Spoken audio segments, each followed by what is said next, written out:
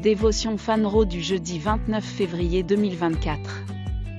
Par l'apôtre Grace Lubega. Titré « Choisissez et menez vos guerres avec sagesse », partie 3. Proverbe 26 verset 17, LSG, celui qui passe par là et se mêle d'une querelle qui ne lui appartient pas, est comme celui qui prend un chien par les oreilles. Il y a des gens dans cette vie qui ont une tendance unique à se lancer dans des combats qui ne les regardent vraiment pas. Ils passent peut-être à côté de deux personnes impliquées dans une bagarre et se jettent simplement dedans pour donner des coups de poing à celui qui a la malchance d'être touché en premier.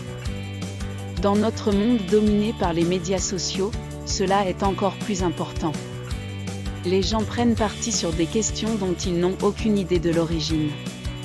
S'il s'agit d'une dispute conjugale ou un couple a décidé de laver son linge sale en public, une certaine Jane ou Lisa s'y joindra en tant que belle-mère des réseaux sociaux. Pourquoi ? Comment se passe votre affaire, enfant de Dieu ? La Bible a aussi quelque chose à dire à ce sujet. La version message de notre écriture thématique dit que vous attrapez un chien enragé par les oreilles lorsque vous vous lancez dans une querelle qui ne vous regarde pas. Il n'est pas nécessaire de faire preuve d'une grande imagination pour comprendre les conséquences d'une telle folie. Dans Proverbe 20, verset 3, la Bible dit « C'est un honneur pour un homme de se tenir à l'écart des querelles, mais tout insensé se disputera. » Jésus a démontré cette sagesse dans Luc 12, verset 14, lorsqu'un homme a tenté de l'entraîner dans la bataille pour l'héritage qu'il opposait à son frère.